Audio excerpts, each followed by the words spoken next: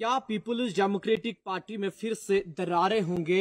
ये एक बहुत बड़ा सवाल इस वक्त जो है हर किसी उस शख्स के मन में है जो सियासत पे गहरी नजर रखता है। क्योंकि आपको बता दें, Jammu Kashmir Peoples Democratic Party की जानिब से जो है हाल ही में कॉन्स्टिट्यूंसी इंचार्ज जो है कश्मीर घाटी के अंदर अपॉइंटमेंट किए गए।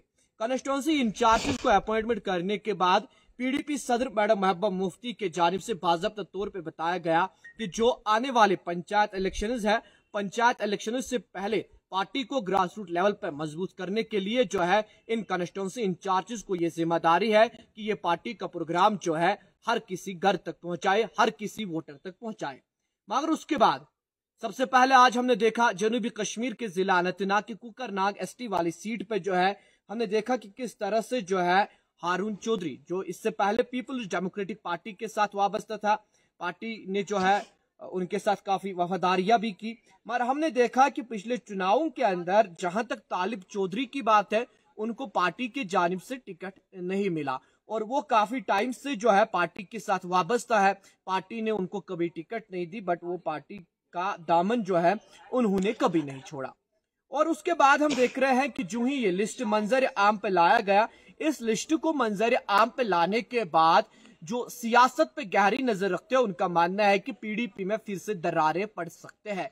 क्योंकि हमने देखा कि बहुत सारे ऐसे लीडरान हैं जिन्होंने हाल में ही जो है पीडीपी का दामन थामा था, मगर हमने देखा कि उनमें से जो है बहुत सारे लीडरान इस बार कॉन्स्टिट्यूंसी इंचार्जेस नहीं बने, यानी उनको जो है कॉन्स्टिट्यूंसियों की जिम्मेदारी नहीं दी गई। मगर अब यहाँ पे ये सवाल है, क्या ये जो कॉन्स्टिट्यूंसी इंचार्ज बनाए गए, क्या इनको पार्टी के जानिब से पहले ही ग्रीन सिग्नल दी गई कि जो 2029 का असेंबली इलेक्शन होगा उसके लिए आप तैयारियां कीजिए जनाब अपनी कॉन्स्टिट्यूंसीज के अंदर, उस आप जो है इन कॉन्स्टिट्यूंसीज के अंदर पीडीपी को स्ट्रांग कीजिए और आपको पार्टी की टिकट मिलेगी। क्योंकि एक सवाल है, मगर जब इस सवाल की ओर जाते हैं हमें पहले यही देखने को मिला कि जब पीडीपी सदर मैडम महबूबा मुफ्ती के जानिब से ऑर्डर निकाला गया, उसके बाद जो पीडीपी का सोशल मीडिया हैंडल है उस पर बाज़ाब्ता तौर पर लिखा गया था इन कॉन्स्टिट्यूंसी इंचार्जेस को इसलिए बनाया गया ताकि ये अपकमिंग पंचायत इलेक्शन के लिए जो है पार्टी का प्रोग्राम लेकर हर किसी वोटर तक जाए, पार्टी को ग्रास रूट लेवल पर स्ट्रांग करे। मगर आज जिस तरह से कुकरनाग के एसटी जो सीट है वहां से जो रिएक्शन देखने को मिली, तो उसके बाद कहीं ना कहीं लग रहा है कि शायद बहुत सारे लीडरान इससे नाराज हो सकते हैं। मगर पीपुल्स डेमोक्रेटिक पार्टी की जब बात करते हैं, ऐसे भी बहुत सारे लीडरान हैं दूसरे पॉलिटिकल पार्टी से जो पार्टी का दरवाजा खटखटाते हैं, जिन्होंने इलेक्शन के टाइम भी पीडीपी का दरवाजा खटखटाया कि जनाब हम चुनाव लड़ना चाहते हैं, पीडीपी के टिकट पे पीडीपी के जानिब से उनको जो है ग्रीन सिग्नल नहीं मिली, यानी उनको एक्सेप्ट नहीं किया गया। फिर चुनावों के बाद कुछ लीडर्स को एक्सेप्ट किया गया।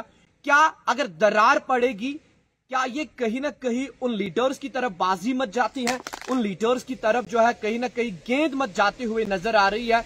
जिन लीडर्स ने जो है पार्टी को अप्रोच किया था, पार्टी ने एक्सेप्ट नहीं किया, क्या शायद ये इस वक्त जो है उनको ग्रीन सिग्नल मत मिल सकती है? क्योंकि ये भी एक बड़ा मामला होगा, क्योंकि जिनको अभी ग्रीन सिग्नल नहीं मिली, जिस तरह से साउथ कश्मीर की कुकरनाग वाले एसटी सीट से दरारें शुरू हुई, अगर दरारें लगातार रहे क्या उनको ग्रीन सिग्नल मिलेगी? ये एक सवाल होगा। क्या पीडीपी में दरारें ज्यादा देखने को मिलेगी? ये एक सवाल होगा। क्योंकि हाल ही में जो है हमने देखा कि साउथ कश्मीर से यह भी खबर थी कि जो इलेक्शन के वक्त रूठे शायद वो घर वापस आएंगे। उसके बाद उन्होंने कहा कि हमारा ऐसा कोई प्लान नहीं है, हमारे मन में ये नहीं है कि हम पीडीपी में वापस जाए। अलबत्ता अब जो लोग अप्रोच करते थे, जो फॉर्मर एमएलए अप्रोच करते थे, जिन्होंने इस बार चुनाव लड़ा, जो चुनावों पे कुछ जगहों पे दूसरे नंबर पे रहे, पीडीपी कुछ जगहों पे तीसरे नंबर पे रहा, और जिन लोगों ने अप्रोच किया था वो दूसरे नंबर पे रहे। जब हम ओवरऑल कश्मीर की बात करते हैं, बहुत सारी सीटों पे ऐसे हुआ जिस शख्स से या जिस फॉर्मर एमएलए के जान से अप्रोच किया गया था वो दूसरे नंबर पे रहा, पीडीपी तीसरे नंबर पे रहा। अब यहां पर यह सवाल है, जब अब ये लिस्ट बनाया गया, हमने देखा कि इसमें कुछ ऐसे सीनियर लीडर्स भी हैं जिन्होंने पीडीपी को हमेशा वफादारियां की, उनको जो है फिर मैंडेट भी चेंज किया गया, बट उनको भी जो है जो एक्सपेक्टेशन शायद उनके वर्कर्स को थी, उन एक्सपेक्टेशंस की अगर हम बात करेंगे शायद उन एक्सपेक्टेशंस के हवाले से जो है, या जो उनका माइंड में पॉइंट ऑफ व्यू था कि शायद फलानी को फलानी जगह कॉन्स्टिट्यूंसी इंचार्ज बनाया जाएगा, वो भी नहीं हुआ।